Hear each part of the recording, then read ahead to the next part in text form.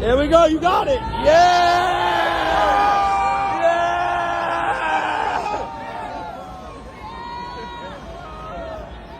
Mike Tyson just turned his legendary image on its head, trading it for something more like a punchline.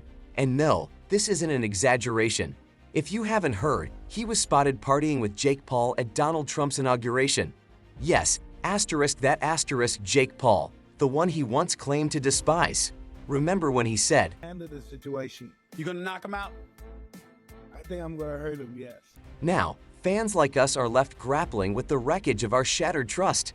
These two spent the last year stringing us along with a fake rivalry, manipulating our emotions like master puppeteers, only to pull this stunt. The clip of Jake hoisting Tyson onto his shoulders like a gym buddy, it broke the internet, but not in a good way.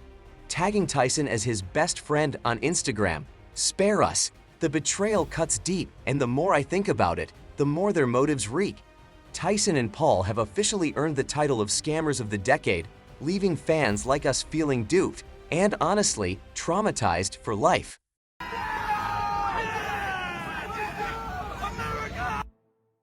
What do you get when a boxing legend trades punches with a YouTube troll and wraps it up at a presidential circus hosted by Donald Trump?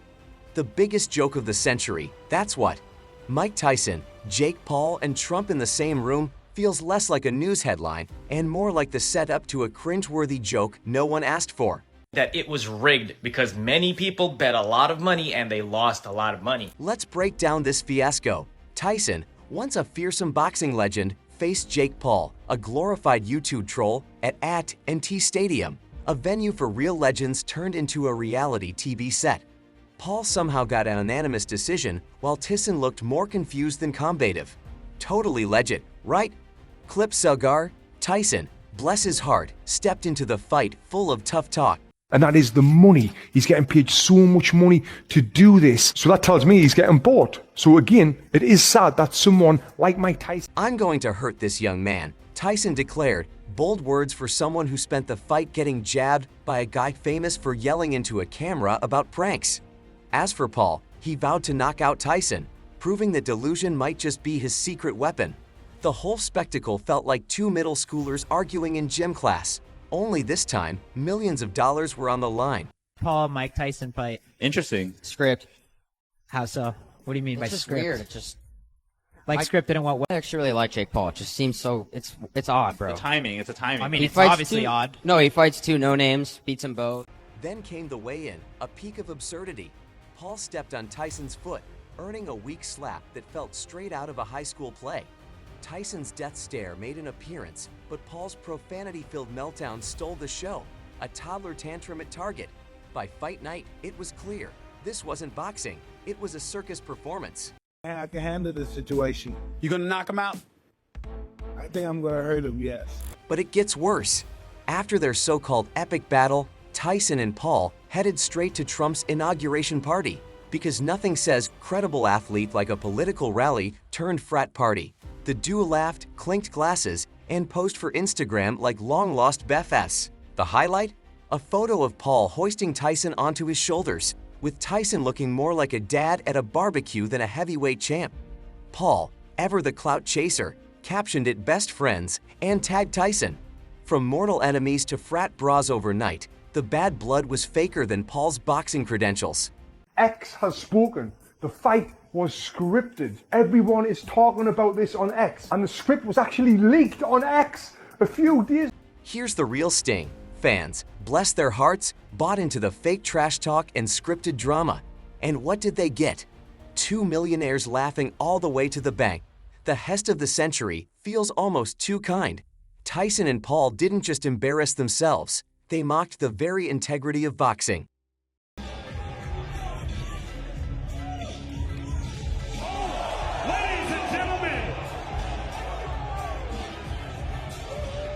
That $60 million, the so-called Netflix boxing spectacle, now known as the $60 million heist, and calling it a heist barely covers it. Jake Paul, boxing's least needed experiment, walked away with $40 million, while Tyson, once the heavyweight destroyer, got a mere $20 million. $60 million for a glorified sparring session dressed up as a real fight. Fans called it the heist of the century, and for once, the internet got it right. Angry little elf. Mike Tyson, I thought that was a cute slap, buddy, but tomorrow you're getting knocked the f out. I'm f***ing him up, Barrios. I'm f***ing him up. He hits like a...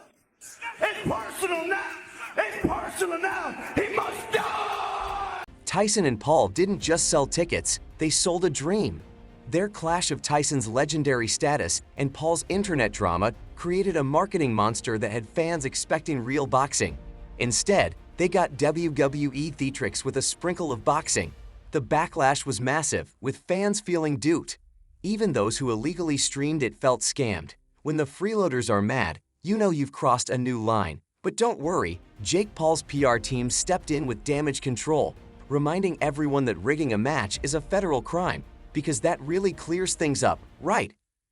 And it's just an honor to be able to fight him. And he's obviously the toughest, baddest man on the planet. So it was really tough, like I expected it to be. If you thought Jake Paul would quietly fade into obscurity with his ill-gotten millions, think again. He's already planning his next circus with a list of opponents that includes Floyd Mayweather Jr., Ryan Garcia, and UFC powerhouse Alex Pereira. Yes, the same guy who spent 12 rounds avoiding punches from a 57-year-old thinks he's ready for the big leagues. Honestly, the audacity is impressive. Someone give him a trophy for most delusional athlete of the decade. What is your assessment of Jake Paul, the boxer? He's a very good fighter. Do you think he deserves respect from the public? Absolutely. Hey, that was a good slap. I like that. Let's not forget the comedic genius of Jake Paul. This is the same guy who turned stepping on Tyson's foot into a viral moment and slapped a boxing legend like he was auditioning for a soap opera. Maybe next, he'll challenge a bear or take on a squirrel. Paul doesn't do boxing, he does performance art. It's a circus, and we all bought tickets to the Freak Show. I'm just fighting to take care of my bills, basically. I don't have the stomach for this kind of no more. I'm more conscious of my children and those guys looking at my parents. I don't have that ferocity. I'm not an animal anymore. Does that mean we won't see you fight again? And then there's Mike Tyson, once the baddest man on the planet, now reduced to a walking punchline. From biting ears to cashing checks for rigged fights, his career has gone from legendary to laughable. Sharing a buddy moment with Paul after their fight was the final blow to his credibility. If this was his comeback, it's time to bow out, or at least delete Instagram. So, was it worth it? For Tyson and Paul, clearly yes. For the fans, not so much. This wasn't a fight. It was a financial mugging, with Tyson and Paul as partners in crime. The real losers? The fans who believed this was about boxing. Imagine tuning in as a die-hard Tyson fan, hoping to see the legend shine, only to watch him outplayed by someone whose biggest accomplishment is convincing people he can fight. Paul isn't revolutionizing boxing, he's just turning it into another cash grab with viral moments and Instagram captions.